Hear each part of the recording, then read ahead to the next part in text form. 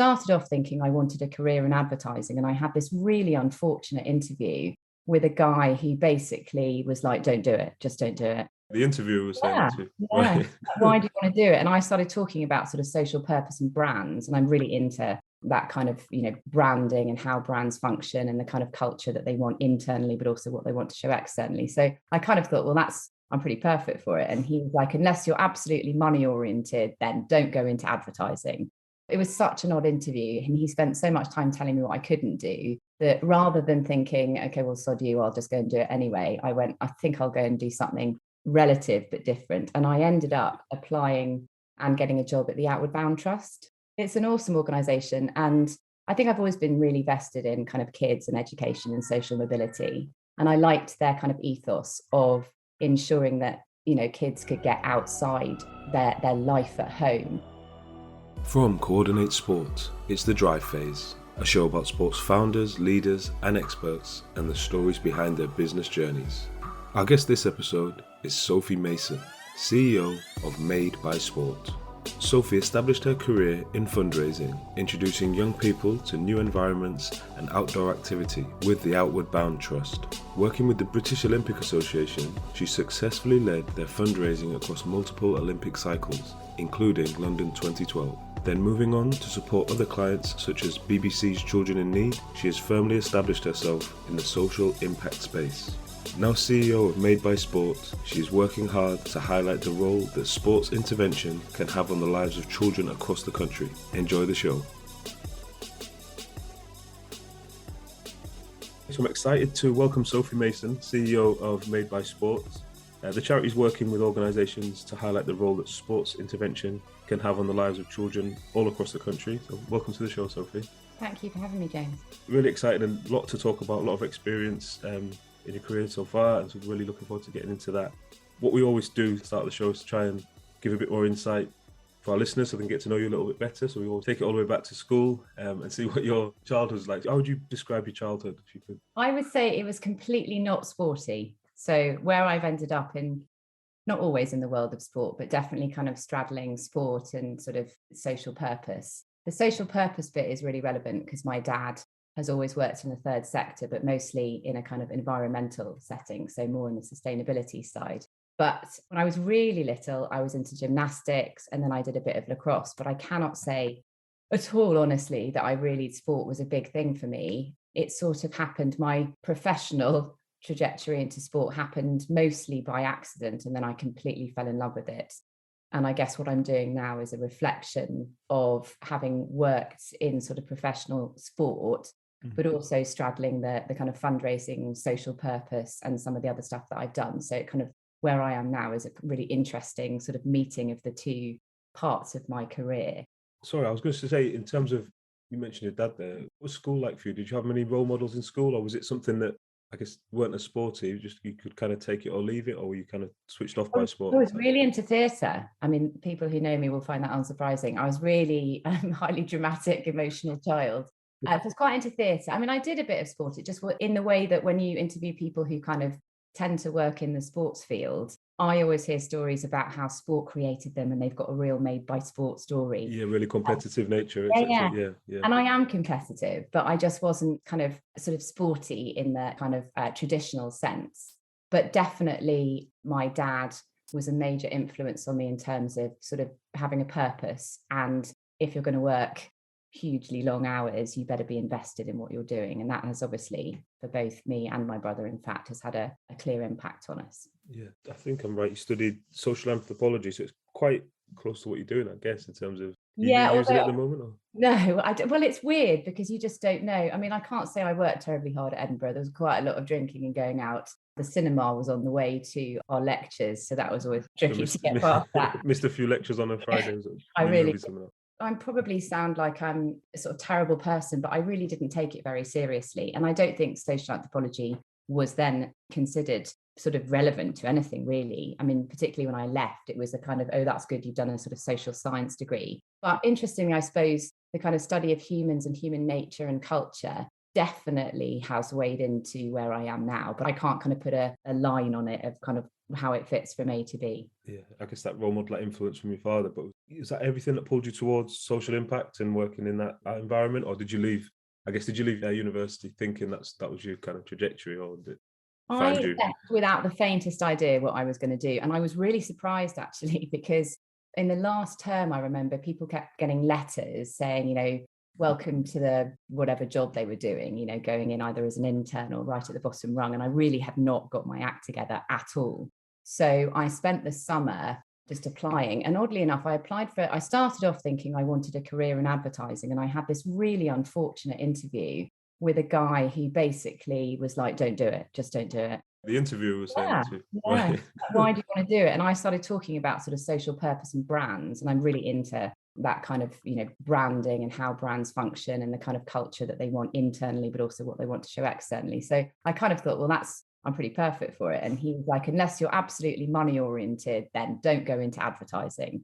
It was such an odd interview. And he spent so much time telling me what I couldn't do that rather than thinking, okay, well, sod you, I'll just go and do it anyway, I went, I think I'll go and do something relative but different. And I ended up applying and getting a job at the Outward Bound Trust. Right. So, yeah. It's an awesome organization. And I think I've always been really vested in kind of kids and education and social mobility.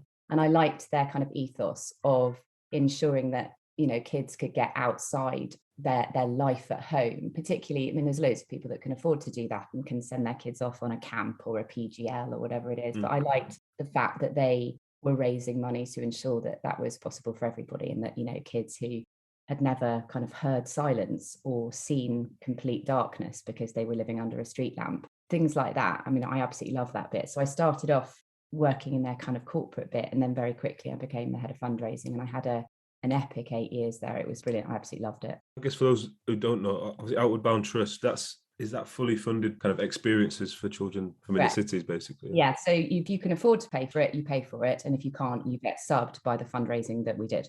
Brilliant. I guess that segue into fundraising, that's what kind of been the theme ever since, I guess, for yourself, looking at trajectory. But what was it that drew you to that? Was it just that your skill set was a good match, or are you good at bringing the cash in?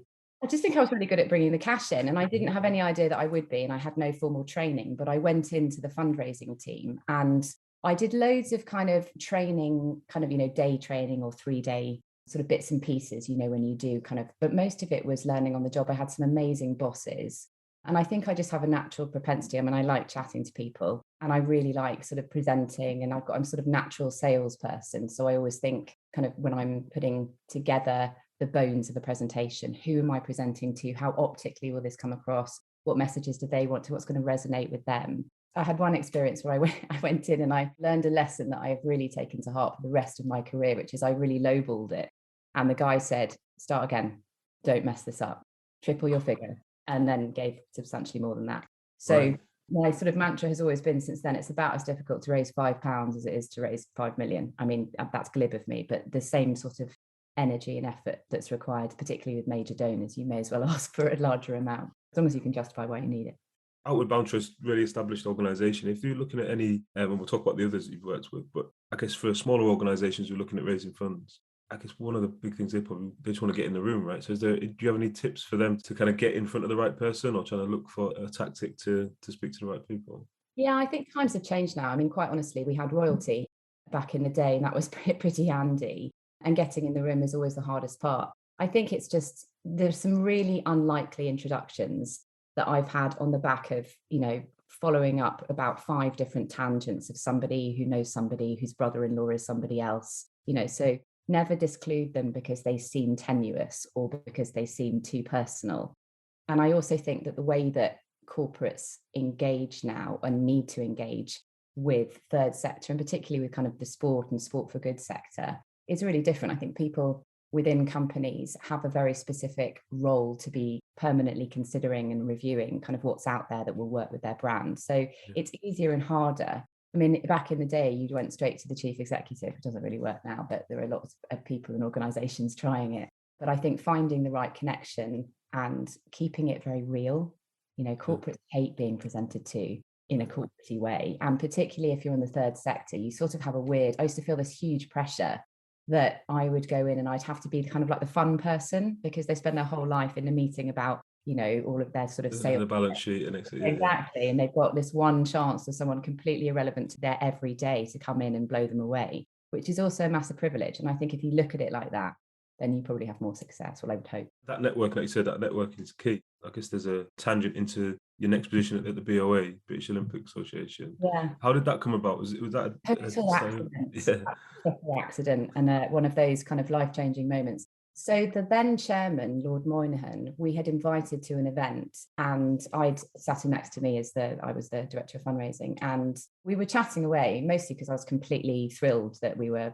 putting in a bid for the Olympics. And we were. So this is kind of, when's this? 2005, 6 this was. So the Singapore, when they were, yeah, and we had this kind of really long drawn out, should we meet up? And I genuinely went to go and talk to him thinking he might make a donation. And we were on totally different kind of places, in different places in the meeting. And it took us ages to work out that he was asking me if I wanted potentially to kind of come and review what was happening at the British Olympic Association, the fundraising plan. So he thought you were negotiating your salary then when you tried to raise the money? Yeah, it was hilarious. I mean, really awkward. It took me so long to click. It was really like a thick moment. But I didn't take it that seriously to start with, because I was so happy where I was, and we were really kind of going great guns, and there was a lot happening in the sector, and we had a lot of proof points and impact points that we hadn't had before. But the thought of being involved in a bid, and then we won the bid, and I was formally offered the chance to implement a fundraising plan. And they had this kind of marvelously odd situation, which was that when you win a bid as an organisation, as an Olympic association, you have to create an OCOG, an organising committee, and they effectively take or lease the rights for kind of the commercial properties, if you like, the assets that they can leverage the funding from. And unless there has been sort of a carefully constructed, which there had been in this case, but it didn't work so well for the British Olympic team, then it leaves the team funding slightly more open. So what we had is a weird predicament whereby potentially the London Organising Committee were going to go out and secure all the funding they needed for the actual Olympics themselves. And the then British Olympic Association felt that they hadn't actually got the deal that was required to be able to invest in the team. Right. And so what they wanted me to do is to kind of get them through Beijing with some additional funding and look at how to implement more funding into the cycle for the next round for London 2012. Not many people be exposed to that. So what would that look like in terms of, you've got to get the funding in? Is that sponsorships, governmental funding? Or is it that was kind of set because, they carved out long-standing relationships already? Yeah, well, they've carved out their own kind of assets, but you can't have sponsors of one and that aren't of the other. So there's a very interesting sort of commercial schematic, which we spent years trying to explain. So, for example, you couldn't have GB's Adidas, right? So you couldn't have the team in Adidas, but all the volunteers for the games wearing Nike or something like that. You need to have single sponsors in single categories across the grid. Got it. So that bit was relatively clear, actually, what needed to be done. But what they were looking for was for a sort of major donor program. And I had a complete blank piece of paper and an amazing boss who was just really entertaining. And we sort of sat looking literally at a blank piece of paper saying, what should we do? So we thought we'd bring in a fundraising chairman. We would get him to convene some really well-known kind of CEOs and influential people and ask them to make donations which didn't have kind of commercial assets associated with the games themselves, but were personal and sometimes corporate investments. And that took us through Beijing. And then we constructed quite an interesting program for the 2012 cycle, which included the Paralympic Association. It's always been a complete anathema to me why they don't raise money together. I mean, I understand all the different kind of commercial nuances and conflicts and challenges, but actually, the IOC and the IPC have announced that that's what they plan to do for the certain elements of it for the future. So yeah, I think from the outside looking in as well, I think probably that's the assumption that it's one organisation, or someone who's not involved. They probably think it is. Well, Sainsbury's did a really interesting purchase with their kind of London 2012 sponsorship, and that they only sponsored the Paralympics, and everyone got kind of up in arms about it. But it was such a clever tactic, because that's what they wanted to focus on. They really liked the social purpose element. They were very clued up as to what they wanted to get from it. So I did the kind of fundraising for the 2008 Beijing cycle and then into Vancouver, because you sort of forget that actually there's an Olympics every 2 years and you always work 3 years ahead of the cycle. We pretend we do, but really were sort of flying by the seat of our pants. I'll be shocked for saying that, but I don't think that many people would disagree who were actually in the kind of crew at the time. So we did Vancouver, and then London was coming, created this thing called Team 2012, which was kind of carving out a new asset from the kind of London 2012 sort of institutional, you either have to be a sponsor here or a sponsor there or a donor here or a, investor here. We sort of carved out a new area where we had as the headline partner, and then we had a series of SMEs supporting it who kind of got minimal exposure, but they got enough for them. And then we had a series of major donors who were just amazing individuals who wanted to be there, wanted to be part of it, but kind of wanted a personal legacy. I mean, they didn't get anything. This is the best part about major donor fundraising, right? There are so many people out there who, when you finally meet them and get to talk to them, just get it. They're not looking, at it for anything other than kind of what's in it for me. They don't. It's not. It's not like that. We had this kind of cracking group of people who were so invested in the kind of what they thought the sort of fairly entertaining business politics side of the London kind of organisation, and how different organisations were kind of working together, because you've got the build team, you've got the operations team, you've got the commercial teams, you've got the team, you've got the British Olympic Association running what's going to happen on the stage that they're creating. So they loved hearing, I think, about the business side of things as businessmen and women. But we also put together a really cool stewardship program where they could, meet potential athletes and go and look round a stadium that hadn't been built with their hard hats on. So it was as close as you could get to the action. And obviously they went and they saw it. They had to buy their tickets. We weren't giving out, loads of freebies because we didn't have them. But they really wanted, I suppose it was in that time as it started to kind of get, from 18 months kind of out from it, people were really starting to sort of wave the British flag, and just lots of people came out of the woodwork and wanted to be involved. And I had quite a small group of really, really significant donations from a small group of people who really made things happen for the BOA. And I think are probably still involved. I mean, I haven't worked there. I did some consultancy with them, but I haven't worked there since sort of 2013, 2014. So they were really essential, and it was just so much fun because they loved it, and we loved showing them everything and sharing what we were up to. The name escapes me now, but was it anything like the TV show at the time? Do you remember? Yeah. When you said, you reminded me because you said you're like flying by the seat of your pants, etc. It really was. There were bits of it. The clock bit. If you've seen the I forgot what it was called now. That show. It's called 2012. Was that what it was? Yeah, like written out 2012. Yes, there were elements where we were just beside ourselves, where we were just like, you couldn't make this up. If you have a look at the episode of The Clock, where the clock is counting back and they can't work out where it should actually count back to, surprisingly close to the truth. Sounds like they had a camera in the room or something, yeah. From the standing start then, in terms of that fundraising, what was the amount you raised in the end for the game? Let's say for 2012, let's say what you look at. Yeah, so we did about 3 million for Beijing. I mean, the end result, we were about 24 million. That includes the kind of visa headline sponsorship and the events that we ran around it, because we also did things like the British Olympic Ball. And I'm not anti, but I don't like running the budgets for massive events because basically they scare the life out of me and the risk is so huge.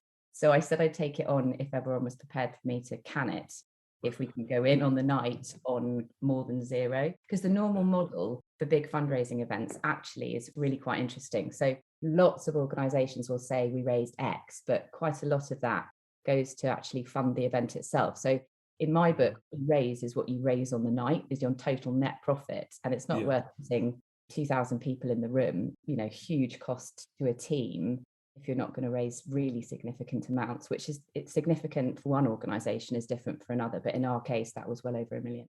You mentioned there being a consultant. Was that difficult to, I guess, one, to leave BOA, but also kind of make that jump? Is that the point when you made the jump to being consultant, going out on your own kind of thing? So I did. I stayed involved for Sochi for the Winter Games, which was just completely amazing.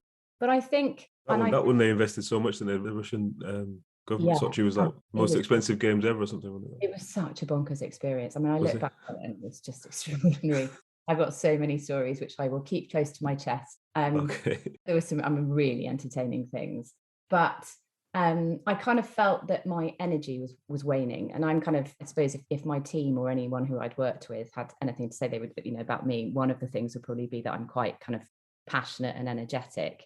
And I think I'd just done my bit there. And I don't think I was going to get better than, London 2012. And actually, it was time for me to go.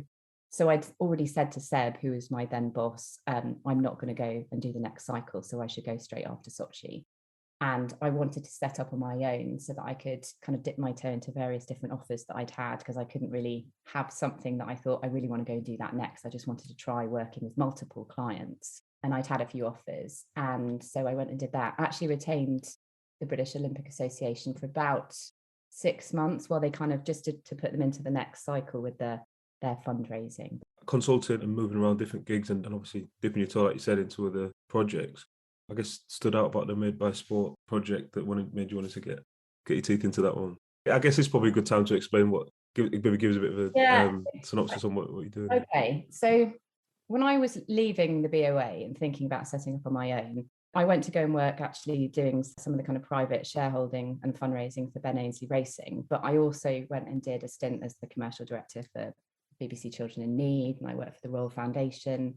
And I kept coming back because I get pigeonholed quite a lot into sport and sort of the commercial world of sport, but can you fundraise in sport and where does the money go and all that kind of thing. And I had been really thinking about, and it had been bothering me for ages, there is quite a serious disparity between the level of money that is put in to commercial sports properties and commercial sport and the difference that's put in to community sport. And when I was working in commercial sport, and genuinely, and I really regret being like this, but quite genuinely, we get so many opportunities where we could have worked in community sport and helped out, made a difference, done some fundraising. We were always a bit like, hang on, we're doing our own thing, kind of, we're all hands on deck here. And it's such a regret I have, because I don't think I really understood what was happening really genuinely on the ground in sport, where it is fundamentally making a difference. Because I think we all look at sport as something that you participate in. It's all about being physically fit, or nowadays a bit more mentally fit, but really about health and well-being. And it's such a catastrophic mistake, because we miss out on the pure fact that sport is one of the most socially effective vehicles we have to create outcomes, which is a bit of a mouthful. Basically, all that means is that sport is probably the most effective social worker. I'm nicking Sebco's commentary there, so I'm sure I'll get forward. He's right. It's the most effective social worker. About 150,000 sports clubs in this country and 40,000 charities that use sport for a social purpose, and about 20,000 other programs delivered by other organisations that aren't sporty but that use sport as part of the vehicle to work with young people. And that's because you get a level playing field and they learn much more than the thing that they're playing or doing without necessarily realising it. Yeah. And so it's incredibly strong, and we miss out on all of this. And that had been a bugbear of mine for ages as I came to kind of leave the BOA and set up on my own. And that's the theme as well with a lot of the guests we've had on, where there's that, and then we have an issue of kind of communicating that to the wider audience, to say, look at all the additional skills, life skills, anything that sport impacts any area of society that you wanted to choose. Right? Yeah, I mean, anyone who knows me probably knows that I've been wanging on about this for ages. And then a very good friend of mine, who happens to have quite a well-known recruitment agency, sent me an email saying, your job description is on my desk in the form of a brief for the chief executive of something called Made by Sport. And I had been to the launch, and genuinely at the launch, I was like, this is cool, but I don't really know what it means. Still, I don't know. I'll be honest, I saw that launch as well. I think I was in the same, kind of the same. It was quite a high-profile launch, right? There's a lot of athletes involved. Prince Harry, AJ, Nicola Adams. It was an amazing launch. And I'm doing it. And the then CEO and group who founded it, this amazing disservice by saying I didn't really understand it. But it's such a difficult thing to get your head around, because you can't say it. You can't say it in 3 words. But anyway, I'd been sort of wanging on that we undervalue sport as a means of educating and serving kids and giving them better futures. And I knew what I meant by that, because I'm in and have been in the world of sport. I've been in the world of education, and I've worked in organisations that provide funding for it if they don't deliver it themselves. I had this conversation, and he said, I can't put you forward for it because I'm conflicted, because I'm on the board of one of the partner organisations, but, call them up and speak to them. And they sent me the email of the brief of what they're looking for. And I just was like, this is the oddest thing. I was thinking about getting a full-time job again. I'd had 2 children in the interim, and I loved being a consultant. I still love it. I mean, running your own show is just glorious. And I just thought, oh, this is interesting. There's actually a group of people who put this thing together. When I went for it, it was in a slightly different shape to the shape that it announced itself in 2019, and I just thought, I can't not go for it. And I spoke for ages to friends and my husband and my dad, and I was like, I got to do it. So I went for it, and I had a great meeting with some of the trustees, got on very well with the chairman, and there was a few old faces from the London organising committee. So I wasn't an entirely new proposition, but I just thought it is high time that Sport for Good, as they call themselves in the sector, has a champion, and that there is an organisation that is only set up to raise awareness and raise funds for them. So we're like a sort of servant to the sector, pretty poor one sometimes, but we've run quite a bit more recently. So we won't always get it right in their eyes, but I think the reason why it's such a difficult thing to explain is that the language that's used in the sector is really diverse, and also it's not all layman's language. You go to work anywhere and you start talking in acronyms and some jargon starts creeping in. You don't know that the jargon that you're speaking. But also I think when the general public think about sport, and we've done all this surveying on it, so we're quite clear on this. You think about sport as a kind of physical exercise. Your brain either goes to, God, I should have gone for a run today, or yeah, I went for a run today. Or you think about professional sport. You don't ever make the leap into it being something that's about education or beneficial in some social way. You just don't. And, other countries automatically do. In America, it's totally different. In New Zealand, it's totally different. In Australia, it's different. But here, you either think about your own propensity to do sport or lack of propensity to do, or you think about your professional kind of sport that you're a fan of. You don't make that leap. So we kind of want to set about challenging that, and we want to unlock funding from organisations and different sources of revenues against outcomes, against what sport does, not what it is. Talk about the model a little bit. So it's not a membership organisation, is it? Or it's an application? No, it's a charity, and we only do two things. So we do a load of media and kind of PR stuff, which is a lot of messaging and marketing strategy. We work with WePlay and Calicus, and we work through agencies. Freud's have helped us, and we sort of map out who are the different audiences and what are their perceptions and how we're going to change those. And we had this huge map, obviously, of all of that before COVID hit. And we're a lean team, so we've got to be really clear about where we want to make a difference. I never wanted to create a large organisation with a massive kind of grant making capacity that people had to apply to.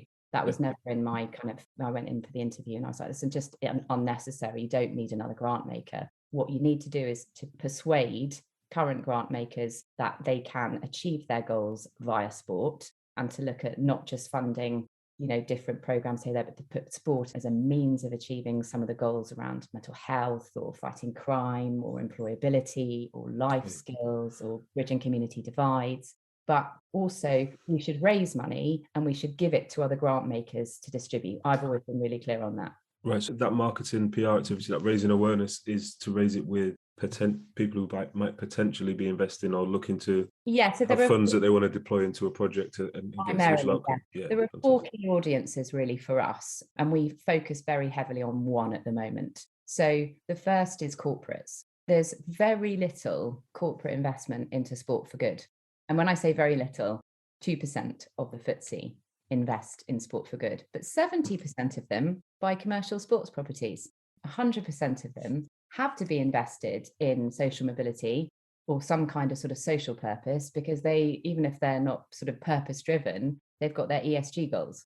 So they can claim purposeful, but they even if it's a tick box exercise, they've got to say that they are and demonstrate it in some way, but never the two shall meet. It's really odd.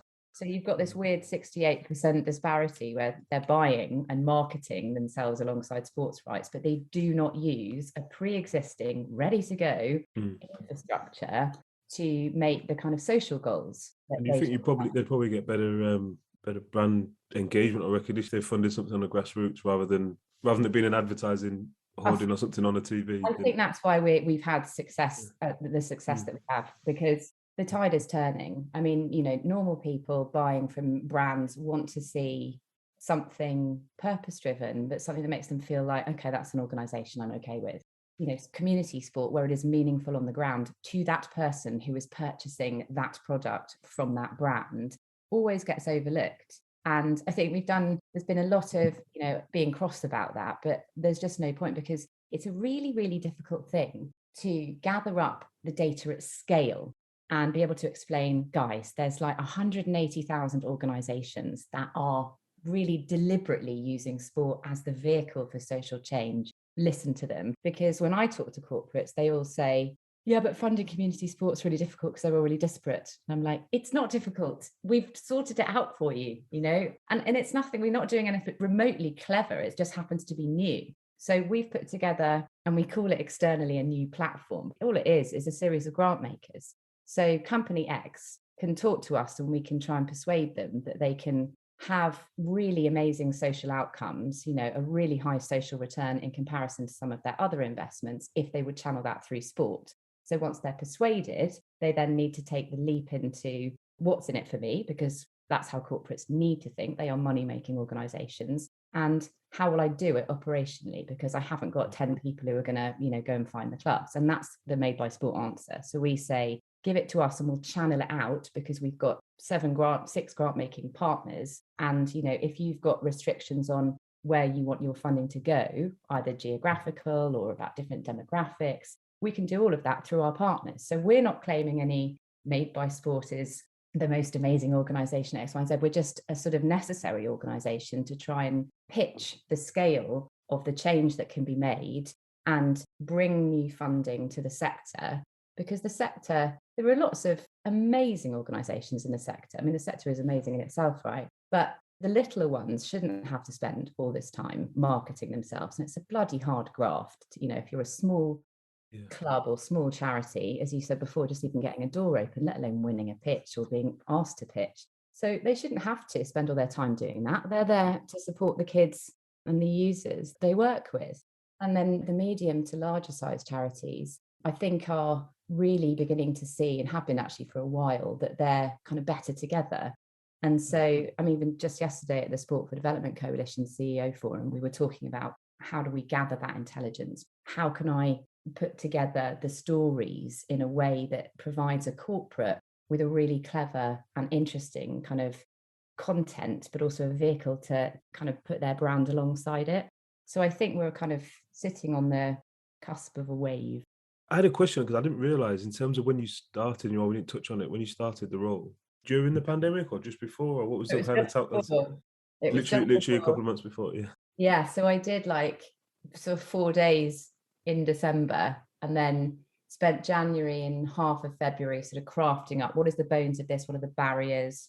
And in fact, one of the things that we were deeply concerned about was that we might be perceived by the sector itself as sort of coming in unnecessarily and almost being a threat, because, we were going from a standing start oursells. But we've, I hope we've managed to reassure everyone that we are nothing other than here for them. And so, we want to be able to unlock new sources of funding at scale and persuade the great British public and businesses that that sport for development, sport for good, community sport, whatever you call it, is something worth investing in. So we're just getting through to that point and writing the business plan, and then the world went bonkers. Yeah, to tear it up and start write another business plan. Yeah, genuinely, we went through quite a critical time of, we were, and I don't think anyone on the board would mind me saying this, where we were genuinely saying for about 2 weeks, should we stop, pause, and then try and bring it back later? And that was when we were doing our research with Newton and kind of going through it and having a look at it, and we were like, we've got to help. There's got to be a way to help, because the signs are not looking good for sport development. I guess that time as well, you probably had to use all of your experience to kind of manage the team coming in remotely, etc. Have you got, I don't know if you have any kind of particular approaches or philosophies around leading a team, around leading a business that you kind of pull on or try and implement? I suppose my philosophy, I'm exactly the same person, like in front of a media camera or on a podcast or in a meeting, as I am sitting, having dinner with my family. I don't have a sort of professional side, which I'm sure people would laugh at, because I'm sure I can be accused of being unprofessional at times and sort of finding things entertaining that I'm sure I shouldn't. I think with my team, I am lucky enough that I employ a lot of consultants, quite senior consultants. So we have a deeply flat structure. But I've always been quite like that, because I think there's no point having a team unless you listen to them. And I can come up with some mad ideas. And there are times when you need to know that you've got the right people in the room to say, that is the worst plan I've ever heard. Please be quiet. Stand down. We're not doing that. Or to say, listen, we're overworked. We've got to prioritize. So when I was talking before, and I don't think we got to the end of it, about the 4 audiences that we have at Made by Sport. So we really only focus on the business audience, but also kind of government. there's the media, and then there's other charities. But the kind of fifth one that no one really talks about is public. But you're not going to get any of those things unless there's more public awareness about why sport is valuable. The media listens to public, or writes for the public. The government listens to the media. Businesses listen to the media. Businesses listen to their own employees who read the media. So it's kind of circular. And so, with just going back to the team part, we've got multiple agencies that we work with, and we've got this really cool kind of skeleton team of quite experienced professionals, either in the world of kind of impact or an insight, or PR and media, or campaign planning, or finance. And, I very much leave it to them to say, here's where I think it's got to go. It needs to look a bit like this. I'm thinking about this other thing. Where do you think it is? And they run it. They get control of it. And I do listen. I guess that's the thing you can ask. Trying to think of the saying. Tell someone how to do something or tell them what you want. You can't do both at the same time. Yeah, you've got to give them the freedom to. I tell you what, I'm really bad at. I'm really bad at briefing. And I know I am. And I try really hard. I'm bad for someone who is meant to be a good communicator. I'm not actually when it comes to briefing my staff about what I think something could look like or what I think I want from it. They really have to interpret. But possibly that's not a bad thing because they have the power and authority to go and do that. And, I love managing people, but I'm kind of lucky enough at the moment that we have created this incredibly and deliberately flat structure. Yeah, all empowered to see things to go. Yeah, I was always empowered. You can go too far. I mean, I was completely left alone for we're going to do this, Sophie, and sure, I've made a mess of lots of things, but I'm all for trying. And we have our team meetings, and it's a really interesting and weird culture because I'm the only full-timer, so I'm working with people who have got other clients, and I just assume that they don't. Yeah, exactly. Yeah. They have to manage that. I ask them to vest in. So, when we bring people on board, I do say to them, this isn't going to be in a Monday and Tuesday job. You can't put it down. It won't work like that because we have to be agile and flexible. Mm-hmm. And, we all seem to get on. We have, really good team meetings. We have a great way of working. Everyone's interconnected. On the Monday morning, we have a half hour who's doing what. Everyone kind of reports in on an email thread on a Friday, and every Tuesday we have a proper team meeting. Every other Tuesday we sit from 9 until 1 p.m. together as a team to map. We always ask these questions, a little bit more personal questions rather than business, but do you have any type of routine that you kind of implement for yourself, to keep yourself performing at a high level or just to alleviate stress, or do you have anything that you kind of habits or routine you do every day? Yeah, I used to have lots of things. I'd be really good at answering that question if I didn't have 2 small children. Yeah, no, I'm right there with you. Yeah, exactly. Right. So now it totally depends as to whether anyone has actually had any sleep. I'm far better in the summer. So me and my husband are exactly the same. I think I've got like SADS or whatever it's called, where I really struggle to get up, but I'm a bit of an early riser. So the one thing I always do, I have this cool project book. On one side, it's got sort of 6 boxes of the themes of the big project that you're working on. And then the other side, it's got lists. So you can coordinate the list of actions to the kind of themes, which I find, particularly as a CEO, where my natural propensity might be on one area one day and, one area another, that actually I can maintain focus vaguely over all of them. So I'm a bit of a control freak in terms of writing everything down. That doesn't mean I'm a list maker. Yeah. I'm a proper list maker. I can't bear it when I can see things undone. So I do at the end of the day go through my list, even if it's mostly to go, oh God. Add it to tomorrow's list. Yeah. Last question, and we always ask this one, it's a bit of a reflective one. If you could go back in time for the time machine, go back and give yourself one piece of advice, just as you started out in your career, what would you go back and tell yourself?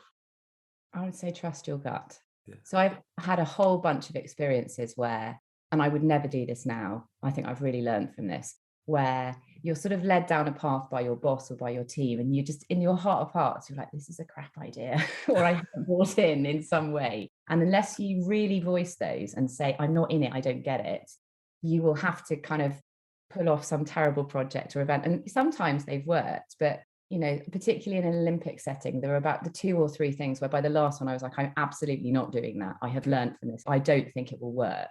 And I got really pulled apart on it. But it didn't, well, we didn't run it. But I think absolutely trust your gut, because the more senior you get, or not even senior, like the more complicated projects you take on, they take on a whole new complexity of their own, right? You know, once they're kind of live, up and running, you're firefighting several different things on several different fronts. If you fundamentally believe in the way that the process that you're taking is correct, you're fine. If there's a chink in the armor, it's really, really difficult to keep on finding the motivation to do it. And it will fail if you do that. Yeah, definitely. I guess as a young person as well, it might be maybe difficult for them to articulate that, if it's, or just stand it up. comes over time. It really comes over time, doesn't it? You don't know. When you kick out, it's so hard because sort of do what you're told. Yeah, kind of follow the herd as well. Yeah, make sure you step out so much. Love that that insight. Sophie, thanks so much for your time. I know we kept you on for be respectful, kept you on for an hour, but we had a really good conversation. Thank you for all the insights. We'll link everything through to the website and everything we mentioned on the show notes. But just want to say, big thank you for coming on today. Thanks so much, James. Really enjoyed it. Great to meet you.